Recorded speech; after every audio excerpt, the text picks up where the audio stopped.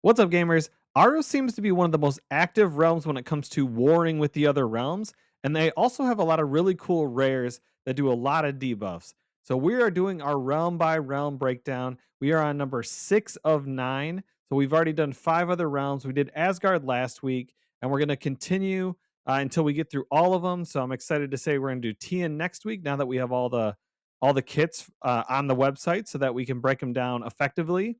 So you should know the drill by now. We're going to go over rares, epics, legendary heroes. We're going to talk about the story, and then we're going to build an all rares team. So without further ado, let's jump in.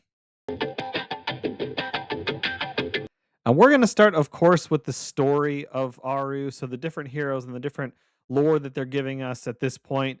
And it is clear to see that there are two different wars that they are fighting.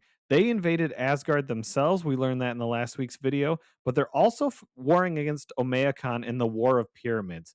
So this is two different wars. We don't know exactly how they started or how it's happening, but we know that through the different hero kits and through their story that it is happening. Now, Nefertiti, now she is one of the more interesting story bits, I think, because she fell through the shattering cracks, whatever that means. So I'm not sure exactly where she's at, and they worshipped a deity named Aten, kind of like the weapon. So I'm curious to see what kind of happens in the story with Nefertiti. Now we know Osiris created the Shadow Council, but the reason that he created it, they say, is to repair Riven. So I'm really curious what that means. Cleopatra is the one who actually orchestrates the Aru's military defenses. Bastet is actually using cats to go to other realms to find other allies of order, which is kind of cool. Ra is running the War of Pyramids, so the one against Omeakon, but he's getting old, and I put he's grumpy. So he's definitely getting tyrannical, if you will, as he's kind of as the war is kind of uh, wearing him down. And then Isis. Now Isis is getting a call from Destiny to join her, but at this point she's being equal with both Destiny and Order. And I don't know if it's just a mistake on the actual hero card, but it shows that she aligns with chaos. So I don't know if that was intentional or if they need to switch it. But if that's the case, then Isis has links to all three of the primal powers. So the overall roster of Aro looks pretty filled out and pretty good. And actually, we know if you play the alpha, a lot of the legendary and rare heroes, because we got to use them in the alpha, or we've seen their kits for a long time at least. But the rares we haven't seen as much. Now there are 6 of them in total. We obviously know Ramses, but I think every other one I don't think we played in the alpha. So the one that I'm going to zoom in on though is Ankh. Now she is an invoker, and she is a wisdom and aligns with order, and she's got a really cool kit, and I think a really strong as an invoker. So on her basic, she attacks one enemy and places initiative up 1 on this hero for 1 turn. But where it really starts to get good is her core. She removes 1 random debuff from all allies, so we got a little bit of a cleanse there, and then places block debuffs on all allies for 1 turn. And then when she's awakened 5, she heals all allies at 10% of her HP. If at least one debuff was removed, increase the healing by 25%. So she's got a cleanse and a heal. And then on her ultimate, she places shield. So now she's got a shield too on all allies, and increases the duration of 1 random buff on each ally by 1 turn. So now she's increasing a random buff. And then on her passive, she places Phoenix on an ally for 1 turn when they fall under 50% HP.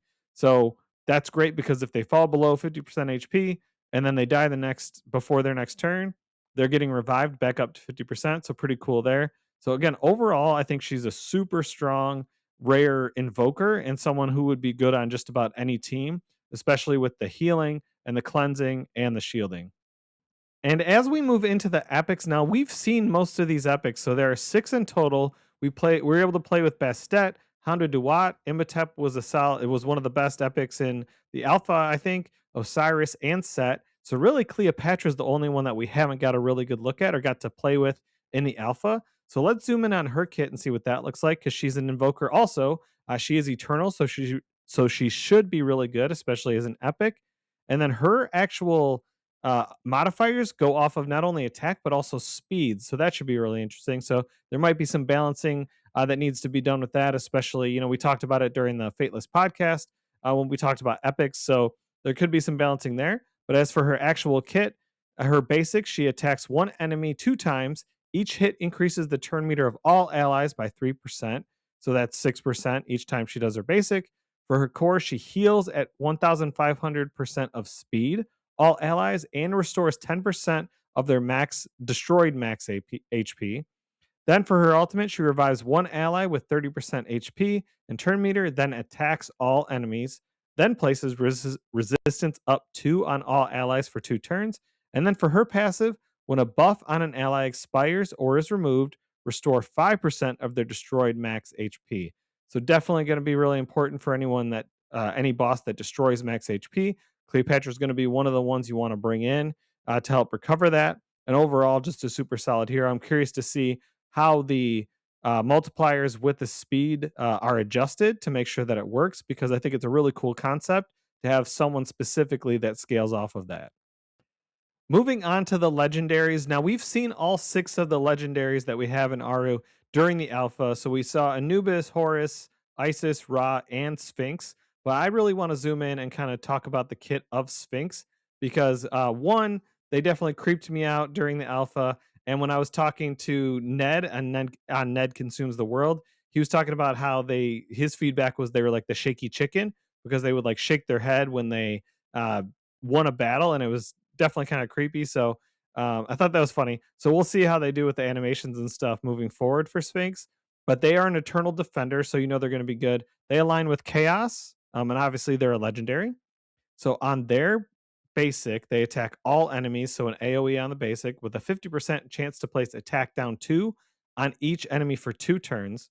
Then on their core, they place resistance up 2 on this hero for 2 turns. Then place vanish for 2 turns on all allies except this hero.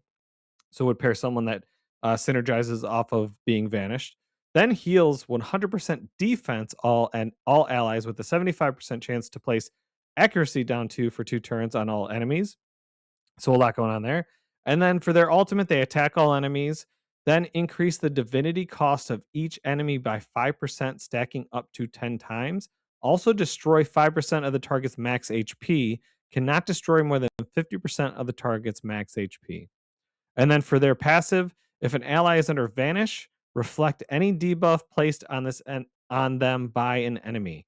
So again, super strong defender, eternal legendary hero. All right, now let's look at the Rares team because I said that they're pretty strong and they've got a lot of debuffs going on. So when we put them together, we've got 6 to choose from. I picked 5, I think, pretty easily, but we're going to start with Tut. And the reason we are is because they have a crit rate leader bonus, which is the one of only 2 or 3 heroes that have it. So there's one, Machao has it, and then Tome Gazin has the symbol, but when you actually look at the text, it's crit damage. But if we're saying that the symbols are right, there's only 3 heroes that have crit rate as their leader bonus, which means if you bring Tut as the leader, then you're not going to have to build as much crit rate on the rest of your team because he's going to bring some with him. But I'm also going to bring Ramses with him because they have some really good acid synergies. So they're a good acid combo because they both place it, and then Ramses gets more damage from the acid, and then Tut can extend the duration of the acid. So works really well together. Then we're gonna bring Ankh because again, Ankh, because she's a really good invoker. She does good, like I didn't showed in the breakdown earlier. She can do healing, she can do shield, she can do a lot of different things. So definitely want to bring her. Then we're gonna bring Babby and we're gonna bring Nefertiti. And Nefertiti's passive is huge for the whole realm because they will increase the accuracy by 20 for each Aaru ally. So it will help with everyone placing all the debuffs. And there are a lot of debuffs to place because we've got speed down, we got charm, we have remove debuff, we have acid, curse, drain, vulnerable, resistance down, banish, hex, and we have a disable and despair. So we've got a lot of debuffs. I think which would be really fun to have as a all rares team. So I definitely think going in to a battle, if you want to just do Aaru rares, I think it'll be really fun and pretty powerful too. Speaking of powerful, we're going to be doing Tian next week, and I'm especially excited about them. They have my favorite hero in the whole entire game in Tian, along with some really interesting and powerful epics and rares. So I cannot wait to cover that. And if you don't want to miss it, don't forget to subscribe. I hope you enjoyed this video and you found it helpful. I'm Brad with BradBodGaming. Until next time, I'll talk to you later.